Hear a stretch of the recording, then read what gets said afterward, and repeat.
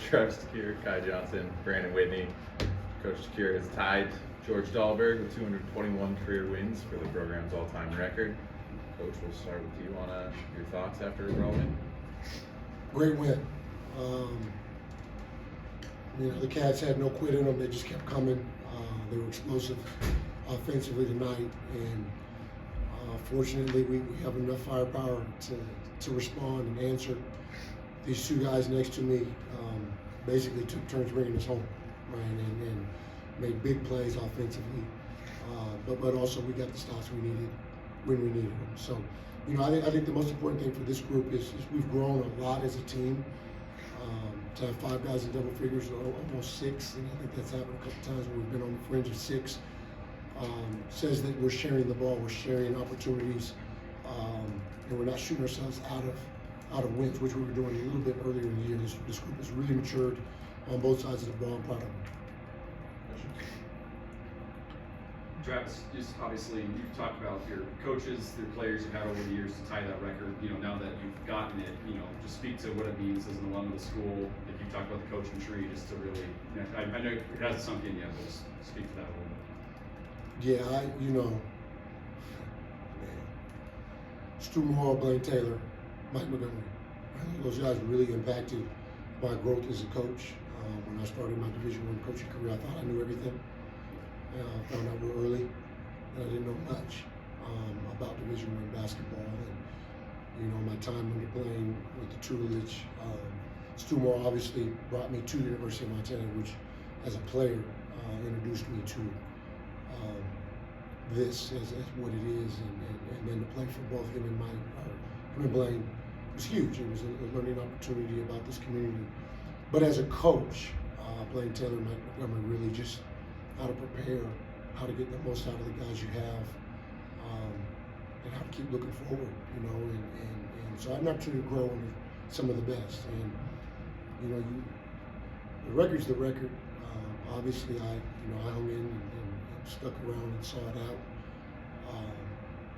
Either of those guys I just named could have broke the record, including Wayne Tinkle, and so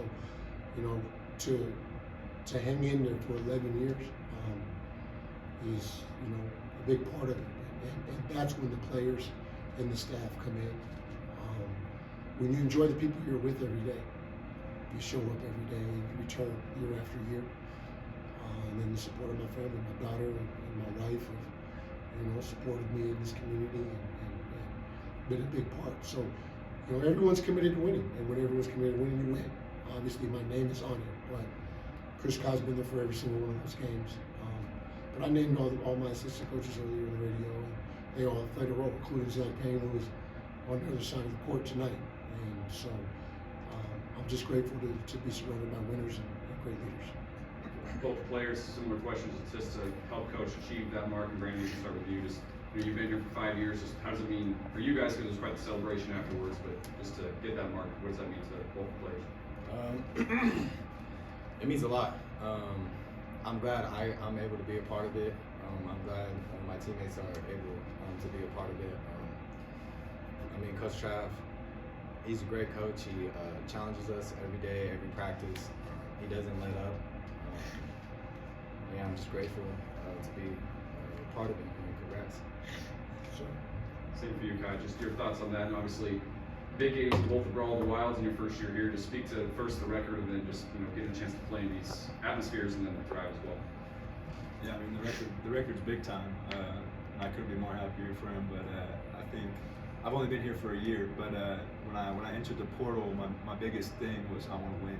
It's like the bottom line. The only thing that really mattered to me was where I wanted to go.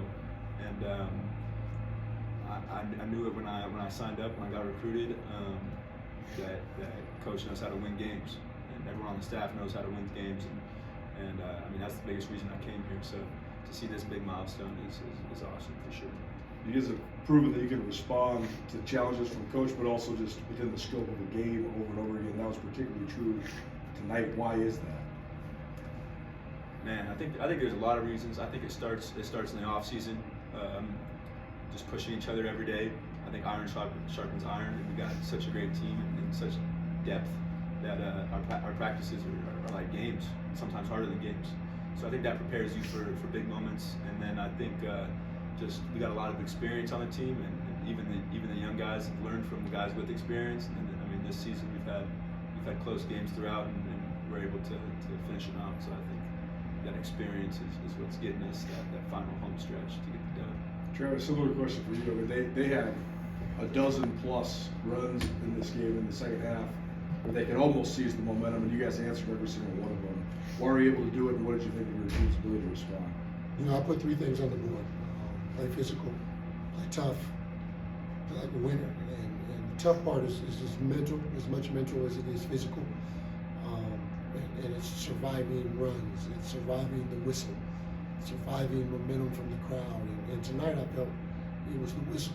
There were times we made them miss or they missed, but every time they missed down the stretch, probably the last 11 minutes, they went to the free throw line. And I thought we could have caved. I thought that, you know, it's hard to get momentum when you're taking the ball to the net or taking out of bounds every possession.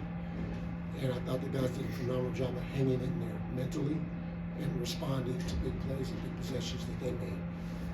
And these two guys were really huge down the stretch in that regard.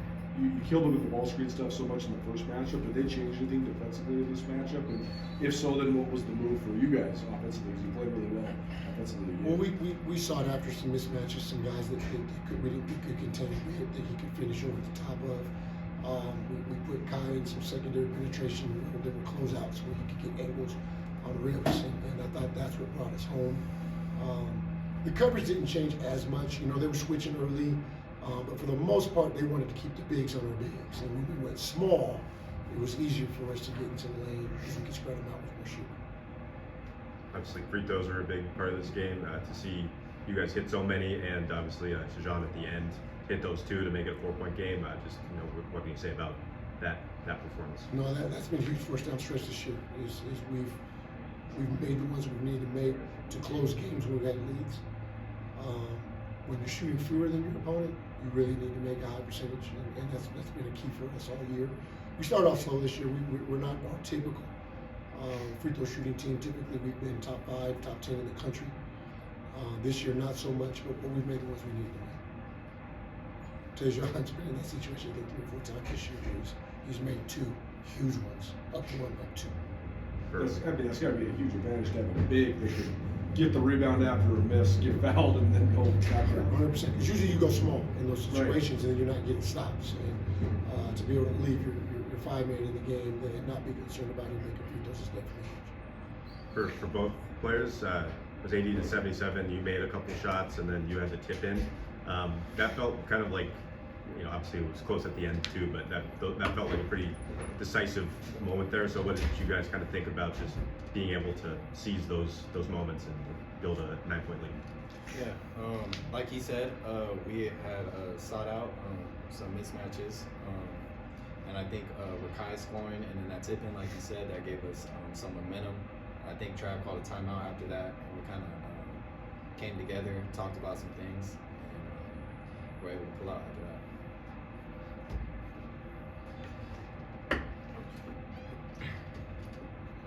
Yeah, obviously those plays at the end were big time for us and kind of got us the rest of the way. But I mean, that's just me and Whit in that situation. But it could be anybody any given night. And I think if you look back at our other games, there's moments like that with Malik, with Money, with Joe, with all our players. And I think tonight it was just us, but I think that's a testament to everyone trusting each other.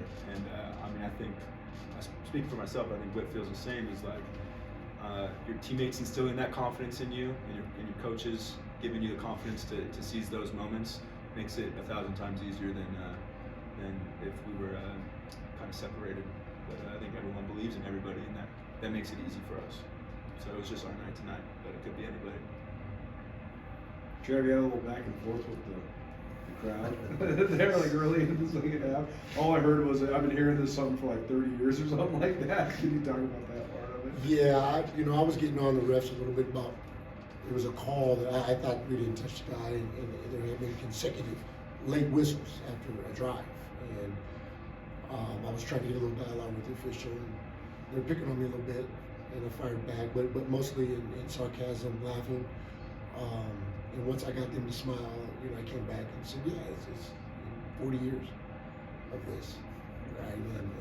And so, one, you're not going to get under my skin because I expected it. I'm used to it. But two, I'm enjoying it just as much as you are. Brandon, to get a win here in your last time playing here, it must feel pretty good for you. It feels great. When I first started my career here, it was kind of started off not how I wanted it to start. But I'm glad at the end of my career, I could walk out of here with everything. Travis, you guys led for basically 39 minutes of this game. There weren't any ties other than 0-0. I mean, can you think of many any games that were like that were this close as well? I think this is the only game that was as close as this was down the stretch. That only one team led.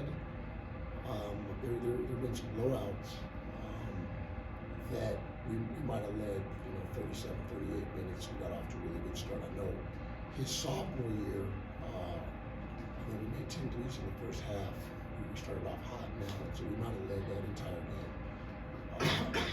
But that's it's a high energy game. Guys are ready to play. Guys are fired up. It's a big deal. We've got a lot on the line. I thought defensively the guys were really ready to go. First 10 minutes of the game, obviously they found some things that got going, but they set the tone. And if you want to win games like this, you got to play defense. And so we could have been better on the defensive side, but I thought we played well enough. 9 wins in a row now, the sweep over the rivals. So I guess how do you guys stay locked in? As February's kind of wrapping up here and get ready for Bozeman. Tonight was a rival game. Tonight there were some milestones, but tonight wasn't about that. We're chasing something else, and that's the only thing we've had any conversations about. Even though we don't really mention that very much, it's just we're the next one. We're looking forward. So we'll be just as excited Thursday to play as we were tonight, and see how far this thing goes.